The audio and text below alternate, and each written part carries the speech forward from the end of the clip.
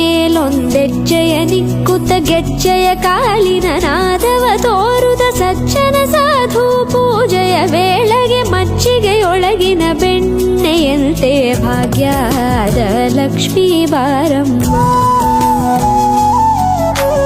ಹೆಜ್ಜೆ ಮೇಲೊಂದೆಜ್ಜೆಯ ನಿಕ್ಕುತ ಗೆಜ್ಜೆಯ ಕಾಲಿನ ನಾದವ ತೋರುದ ಸಜ್ಜನ ಸಾಧು ಪೂಜೆಯ ವೇಳೆಗೆ ಮಜ್ಜಿಗೆಯೊಳಗಿನ ಬೆಣ್ಣೆಯಂತೆ ಭಾಗ್ಯದ ಲಕ್ಷ್ಮೀ ಬಾರಮ್ಮ.